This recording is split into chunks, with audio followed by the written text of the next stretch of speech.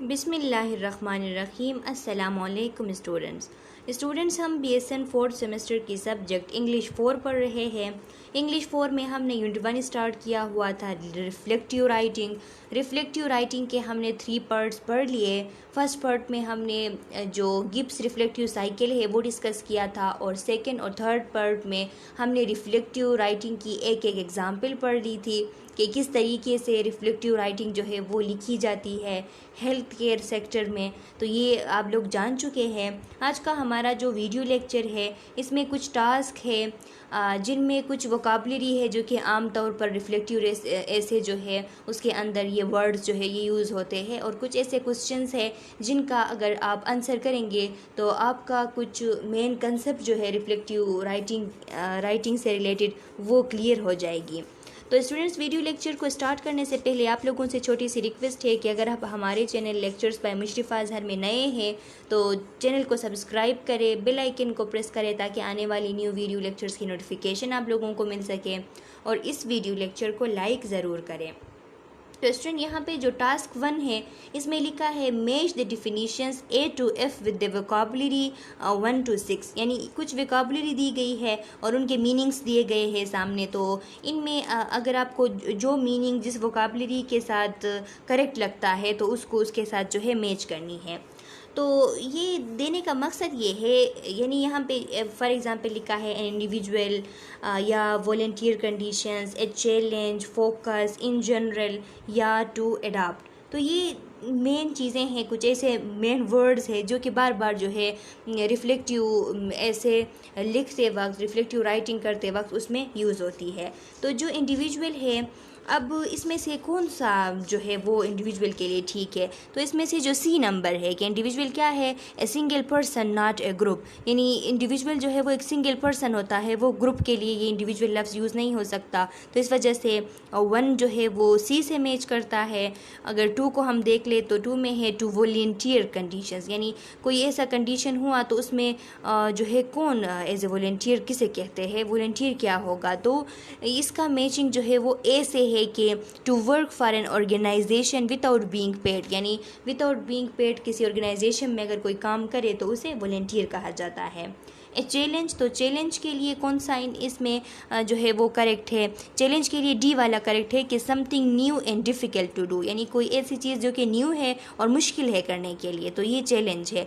तो आप लोगों ने देखा था जब हम सेकेंड वो जो एग्ज़ाम्पल पढ़ रहे थे तो उसमें वो जो रिफ्लेक्टिव राइटिंग कर रही थी वो नर्सिंग स्टूडेंट, वो बार बार कह रही थी कि वो जो सिचुएशन थी, जो एक्सपीरियंस था, जो इंसिडेंस थी, मेरे लिए चैलेंजिंग थी, यानी चैलेंज जो है ये ज़्यादातर इसमें यूज़ हो सकती है। इसके अलावा फोकस है, फोकस यहाँ पे फोकस की मैचिंग जो है वो E से होती है। ई में लिखा है ए पॉइंट टू थिंक अबाउट और कंसंट्रेट ऑन, यानी आप जो है ऐसी कोई चीज़ जिसके बारे में सोचे, जिस पे ध्यान दे, तो उसको कहते हैं फोकस। तो फोकस भी ज़्यादातर जो है वो यूज़ होती है रिफ्लेक्टिव राइटिंग के अंदर। अब फिर है इन जनरल, तो इन जनरल का मतलब है ओवरऑल, तो ये जो इन जनरल है ये मैच करती है ओवरऑल से। और टू अडॉप्ट है, तो टू अडॉप्ट जो है वो मैच करती है B से, के B में है to change something to make it sweet different, यानी किसी चीज़ में चेंजेस करके, यानी उसको जो स्वीट कुछ डिफरेंट लगता है लेकिन उसमें चेंजेस लाना, उसको कहते हैं अडॉप्ट करना। तो स्टूडेंट्स, ये लफ्ज़ जो है इनको आप याद रखें, ये जो वोकाबलरी है, इंडिविजुअल है, वॉलंटियर है, चैलेंज है, फोकस है, जनरल है और अडॉप्ट है। और आप जब खुद जो है रिफ्लेक्टिव ऐसे लिख रहे हो तो उनमें ये जो है आप यूज़ कर सकते हो, ये वोकाबलरी मेनली कॉमनली यूज़ होते हैं। अभी टास्क 2 को देखें।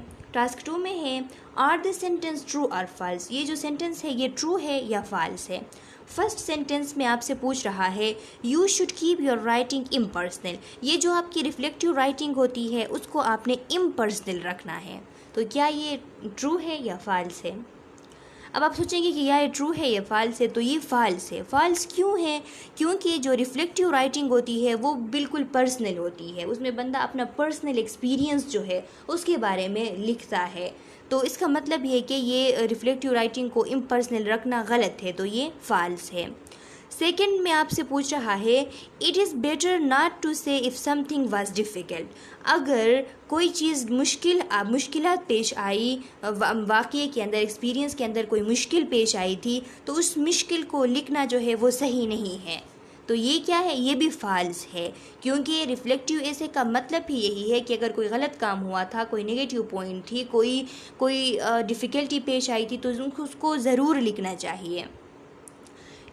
थर्ड नंबर क्वेश्चन में है you should say what went well and what could be improved. के रिफ्लेक्टिव ऐसे में आप जो है जो चीज़ अच्छे हुए और जो चीज़ अच्छे हो सकते हैं और अच्छे हो सकते हैं किसी चेंजेस लाने की वजह से, तो वो चीज़ें लिखते हैं। तो हाँ, ये ट्रू है, ये सही है कि हम वो चीज़ें भी लिखते हैं कि जो है कि कौन सा काम अच्छा हुआ और कौन सा काम जो है इससे भी अच्छा हो सकता था। 4 नंबर क्वेश्चन में है you do not have to describe the experience in detail, just the important bits. कि आपने जो है एक्सपीरियंस को डिटेल में नहीं लिखना है, आपने बस कुछ इम्पोर्टेंस उसमें जो है इम्पोर्टेंस चीज़ें लिखनी है। तो ये फ़ाल्स है, क्योंकि ये जो आपके साथ रिफ्लेक्टिव राइटिंग होती है, इसमें आप अपने एक्सपीरियंस को डिटेल में डिस्क्राइब करते हो, डिटेल में आप उस एक्सपीरियंस के बारे में लिखते हो कि उसकी आप जो है फीलिंग्स लिखते हो, उसकी वैल्यूएशन लिखते हो, उसकी कंक्लूजन लिखते हो, उसकी एनालिसिस लिखते हो, यानी आप जो है डिटेल से उसको डिस्क्राइब करते हो। तो ये भी फ़ाल्स है। 5 नंबर क्वेश्चन में है you should include solution to problem you had. यानी अगर जो है कोई प्रॉब्लम आ गई तो उस you should include solution to problem you had, यानी कोई प्रॉब्लम आ गई तो उस प्रॉब्लम के लिए सोल्यूशंस भी आप लिख सकते हो। हाँ, तो ये ट्रू है कि कोई प्रॉब्लम आ गई तो उस प्रॉब्लम को अगर हल करने की कोई तजवीज़ जो है वो है कि आगे जाके मैं फ्यूचर में इस तरह प्लान करूँगी, तो वो लिख सकते हैं। 6 नंबर पे है you should finish by describing exactly what you did. यानी आप जो है सिर्फ इससे you should finish by describing exactly what you did, यानी ये ट्रू है कि जो है आपसे पूछ रहा है कि आप जो है एग्जैक्टली वो चीज़ डिस्क्राइब करेंगे कि आपके साथ जो कुछ भी हुआ वो एग्जैक्टली अगर आप डिस्क्राइब करेंगे तो इसका मतलब है कि आपने सही किया, आपने फिनिश किया, ख़त्म किया। तो ये सही है कि हम वो सारे चीज़ें लिखते हैं जो भी उस एक्सपीरियंस में हमने हमारे साथ हुआ था, हमने जो भी इंसिडेंट्स देखा था, उसमें जो कुछ हुआ था वो सब लिखते हैं। अब एक रीडिंग है, अब यहाँ पे ये भी रिफ्लेक्टिव राइटिंग है स्टूडेंट्स। अब मैं इस एक्सरसाइज, ये तो बहुत इजी एक्सरसाइज है, इसकी तरह वीडियो लेक्चर में नहीं भी बना सकती थी, लेकिन इस रिफ्लेक्टिव राइटिंग के लिए मैंने इस पे वीडियो लेक्चर बनाई है, इस लेक्चर पे। क्योंकि ये भी रिफ्लेक्टिव राइटिंग है, लेकिन ये जो रिफ्लेक्टिव गिब्स रिफ्लेक्टिव साइकिल था उसके मुताबिक नहीं लिखी है। ये एक जनरल एक ऐसे टाइप जो है वो रिफ्लेक्टिव राइटिंग लिखी गई है। तो इसको भी आप देख ले कि रिफ्लेक्टिव राइटिंग जो है वो सिर्फ गिब्स मॉडल जो है उसको ही फॉलो नहीं करती, बल्कि रिफ्लेक्टिव राइटिंग जो है मुख्तलिफ तरीक़ों से लिखी जा सकती है। तो ये जो रिफ्लेक्शन है इसको देख ले, लिखा है in January I spend 3 weeks volunteering as an English teacher in my town. कि जनवरी से मैंने स्टार्ट किया था कि मैं वॉलंटियरली इंग्लिश की टीचर बनी हुई थी अपने गाँव में। तो देखिए यहाँ पे जो ऊपर हमने वॉलंटियर का लफ्ज़ हमने जो है वोकैबुलरी में देखा था, तो यहाँ पे वो लफ्ज़ जो है वो यूज़ हो रही है। तो जो लफ्ज़ हमने ऊपर देखे तो ये ऐसे कॉमन लफ्ज़ है, ऐसे कॉमन वोकैबुलरी है जो कि रिफ्लेक्टिव राइटिंग करते वक्त अक्सर यूज़ किए जाते हैं।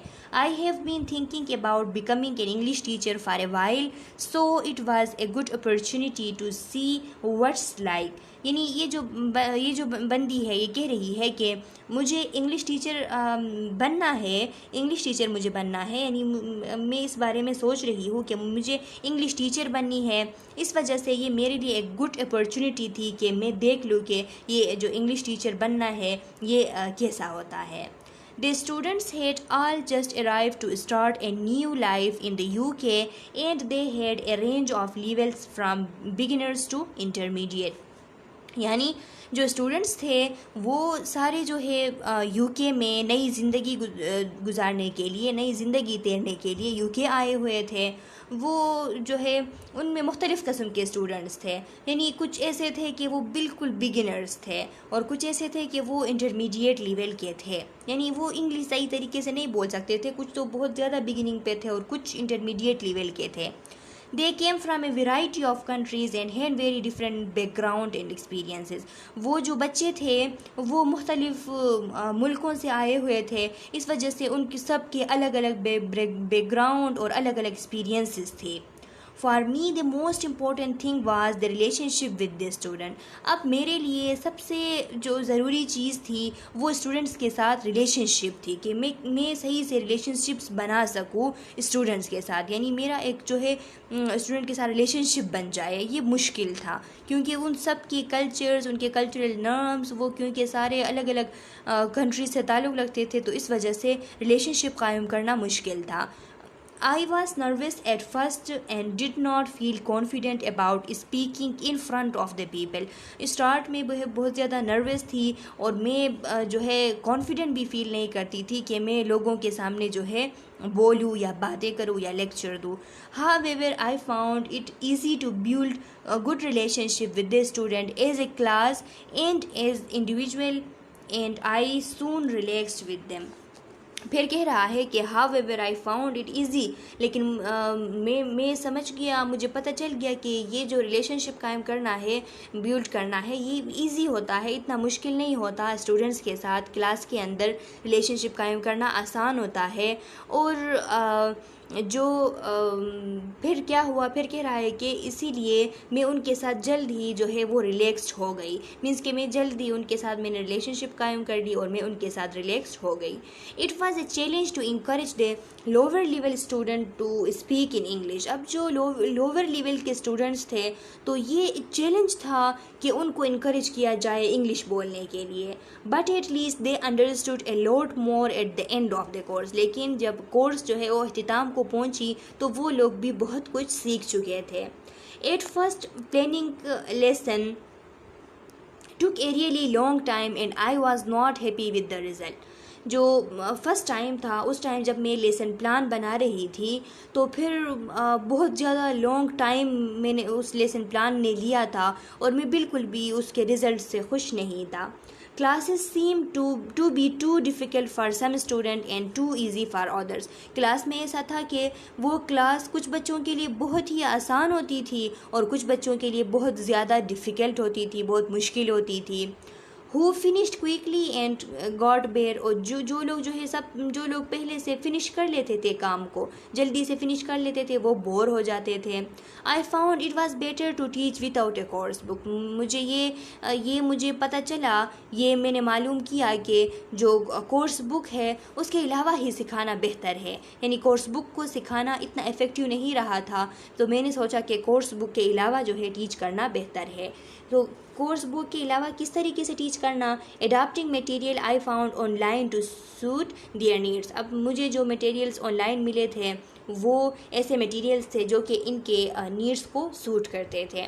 I learned to take extra activities for the students who finished early and that was much better. और मैंने ये सीखा कि मैं एक्स्ट्रा एक्टिविटी दिया करती थी उन स्टूडेंट को जो पहले काम ख़त्म कर लेते थे, काम फिनिश कर लेते थे, तो ये उनके लिए बहुत ज़्यादा बेहतर साबित हुआ। I still needed to continue improving my lesson planning, और फिर मैंने अपने जो लेसन प्लान है उसको मज़ीद इम्प्रूव करने की कोशिश की। I would like more ideas for teaching mixed ability groups, और मैंने जो है बहुत ज़्यादा आइडियाज़ जो है वो टीचिंग मिक्स्ड एबिलिटी ग्रुप्स जो है उसमें बहुत ज़्यादा आइडियाज़ जो है वो पसंद किया। And I want to plan the whole course better next time, और मैंने ये जो है प्लान किया अपने लिए कि मैं नेक्स्ट टाइम के लिए सही तरीके से कोर्स को इससे बेहतर करके पूरा करूँगी। That way students have a focus for each lesson and a sense of progress and what they covered. यानी कह रहा है कि जिस तरीके से स्टूडेंट्स ने फोकस स्टार्ट किया लेसन के लिए और उनका एक प्रोग्रेस की तरफ वो जा रहे थे, जैसे उन्होंने पूरा कोर्स जो है वो कवर कर लिया था। I am also going to put more confident student with beginners with when they work in pair, so conversation activities give everyone more chance to speak and student can help each other. और मैंने ये भी किया कि जो बहुत काबिल student थे, कॉन्फिडेंट थे, उनको मैंने जो कमज़ोर थे उनके साथ बिठाया ताकि वो एक दूसरे के साथ डिस्कशन करके सही तरीके से सीख जाए, क्योंकि डिस्कशन से बेहतर बंदा जो है वो सीख जाता है। Overall it was a really positive experience and I learned a lot. Overall ये जो था ये रियली पॉजिटिव एक्सपीरियंस था, कोई नेगेटिव चीज़ इसमें नहीं थी। इससे मैंने बहुत ज़्यादा कुछ सीखा। I have decide that I would like to become an English teacher in the future. और मैंने इस वक्त डिसाइड किया कि मैं आगे जाके इंग्लिश की टीचर बनूंगी फ्यूचर में। तो स्टूडेंट्स, ये जो है ये भी रिफ्लेक्टिव राइटिंग है, जो कि इस तरीके से ऐसे टाइप जो है लिखी गई है। तो इस तरीके से भी आप रिफ्लेक्टिव राइटिंग कर सकते हो। लेकिन जो गिब्स रिफ्लेक्टिव मॉडल है वो हेल्थ केयर में कॉमनली पॉपुलरली यूज़ होने वाली साइकिल है। अब यहाँ पे लिखा है right the sentence in correct group. अब ये जो सेंटेंस है इनका आपने अभी पता करना है कि ये जो सेंटेंस है ये इनमें से कौन सा सेंटेंस एक्सपीरियंस में आता है, कौन सा फीलिंग में आता है और कौन सा जो है वो सॉल्यूशन में आता है। तो सबसे पहला है कि I was nervous at all. तो आपको इन लोगों को क्या लगता है कि I was nervous at all जो है वो फीलिंग है, एक्सपीरियंस है या सॉल्यूशन है? इसके बाद है at first planning lesson took a really long time, कि वो कह रही है कि स्टार्ट में मेरे लिए लेसन प्लान बनाना बहुत ज़्यादा टाइम लेता था। तो ये एक्सपीरियंस है, फीलिंग है या सॉल्यूशन है? इसके बाद है I found it was better to teach without a course book. मैंने ये मालूम किया, मुझे ये पता चला कि कोर्स बुक के बगैर पढ़ाना ही बेहतर था। तो ये क्या है? ये फीलिंग है, एक्सपीरियंस है या फिर सॉल्यूशन है? 4 नंबर पे है I did not feel confident about speaking in front of people, के मैं फ्रंट ऑफ पीपल यानी लोगों के सामने बात करने को कॉन्फिडेंट जो है महसूस नहीं कर पाती। ये एक्सपीरियंस में आता है, फीलिंग्स में आता है या सॉल्यूशन में आता है? I learn to take extra activities for student who finished earlier. जो स्टूडेंट्स जल्दी ख़त्म कर लेते थे तो उनके लिए मैं एक्स्ट्रा एक्टिविटीज़ जो है वो दे देती थी। तो ये सॉल्यूशन है, फीलिंग है या एक्सपीरियंस है? तो स्टूडेंट्स, ये आप लोगों का अच्छा और भी है। 6 नंबर पे क्वेश्चन है कि it was a challenge to encourage the lower level student to speak in English. तो ये एक चैलेंज था कि इस तरह ये जो लोअर लेवल स्टूडेंट्स हैं उनसे इंग्लिश जो है वो स्पीक करवाए। तो ये चैलेंज है, एक्सपीरियंस है ये फीलिंग है, एक्सपीरियंस है या फिर ये सॉल्यूशन है? अब है स्टूडेंट्स के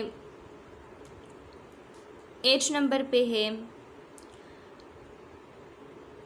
7 नंबर पे I am going to put more confident students with beginners so that can help each other, कि मैंने ऐसा किया कि जो स्टूडेंट्स थे, जो कॉन्फिडेंट स्टूडेंट्स थे, मोर कॉन्फिडेंस, उनको मैंने बिगिनर्स जो है उनके साथ बिठाया ताकि एक दूसरे की मदद कर सकें। तो ये एक्सपीरियंस है, फीलिंग है या फिर सॉल्यूशन है? I spend 3 weeks volunteering as an English teacher, के मैंने 3 हफ्ते जो है वो मैंने एज ए इंग्लिश टीचर जो है वॉल्टियरली स्पेंड किया है। तो ये एक्सपीरियंस है, फीलिंग है या फिर सॉल्यूशन है? आई सून रिलैक्स विद देम, तो ये सून रिलैक्स होना फीलिंग है, सॉल्यूशन है या फिर एक्सपीरियंस है? तो स्टूडेंट्स, ये आप लोगों के टास्क है 1 से लेके 9 तक। ये आप जो है कमेंट सेक्शन में इनके आंसर मुझे दे दीजिएगा कि फर्स्ट नंबर वाला जो है वो क्या है, वो एक्सपीरियंस है, फीलिंग है या फिर वो सॉल्यूशन है? और सेकंड वाला, थर्ड वाला, ये सारे जितने भी है 9 क्वेश्चन तक, तो ये आप लोग मुझे बताएंगे कमेंट सेक्शन में कि इसमें से कौन सा जो है वो फीलिंग है, कौन सा एक्सपीरियंस है और कौन सा जो है वो सॉल्यूशंस है। इसके अलावा टास्क 4 को देखिए, इसमें भी कुछ जो है लिखा है write 1 word in each gap to complete the sentence, यानी कुछ ऐसे सेंटेंस इसमें यूज़ किए गए हैं जो कि ज़्यादातर रिफ्लेक्टिव राइटिंग में यूज़ किए जाते हैं। जैसा कि लिखा है I spend 2 month volunteering dash A medical assistant, तो एज अ मेडिकल असिस्टेंट, तो एज ए मेडिकल असिस्टेंट यहाँ पे जो है एज आएगा, हम यहाँ पे क्या लगाएंगे, एज लगाएंगे। इसके अलावा है कि आई helped with a variety dash task, तो variety of task. They had a range of patient dash young children to adults. They had a range of patient from young children to adults. अगर आप word के बारे में लिखते हैं तो ये भी लिख सकते हैं कि there are range of patient, there had range of patient from young children to adults. ये भी आप लिख सकते हैं रिफ्लेक्टिव राइटिंग में. It was a challenge dash finish all work in one day. तो it was a challenge to finish all work in one day. फिर है 5 नंबर पे there were a lot of thing I didn't know but at least I could help the nurse who was on her own most of the time. यानी इसमें जो है eight आता है, at least. इसके अलावा आई would like more first aid training so that I can help in A medical emergency. कि मुझे और भी फर्स्ट एड ट्रेनिंग करनी है. सो दैट मीन्स के ताकि मैं मेडिकल इमरजेंसी में हेल्प आ सकूँ. अच्छा स्टूडेंट्स, तो ये कुछ एक्सरसाइज थे जिनका पढ़ना आप लोगों के लिए इसलिए ज़रूरी था ताकि आप लोग जो है रिफ्लेक्टिव राइटिंग से रिलेटेड कुछ और कंसेप्ट जो है वो आप लोगों के क्लियर हो. ये जो पोर्शन है ये मैंने आप लोगों को असाइनमेंट दिया है. तो ये असाइनमेंट जो है आप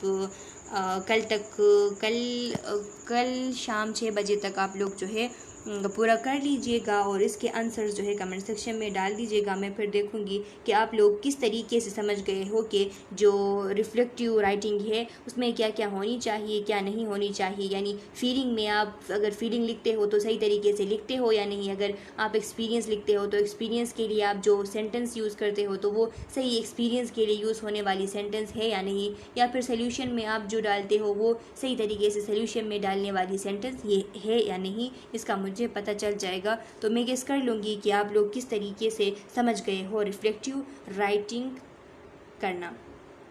अच्छा स्टूडेंट्स, तो ये यूनिट इसके साथ कंप्लीट हो चुका. इसके बाद हम नेक्स्ट यूनिट जो है वो स्टार्ट करेंगे. अगर आप लोगों का कोई क्वेश्चन है तो आप पूछ सकते हैं. मैं नेक्स्ट वीडियो लेक्चर में आप लोगों के क्वेश्चन का आंसर करूँगी. तब तक के लिए अल्लाह हाफिज़.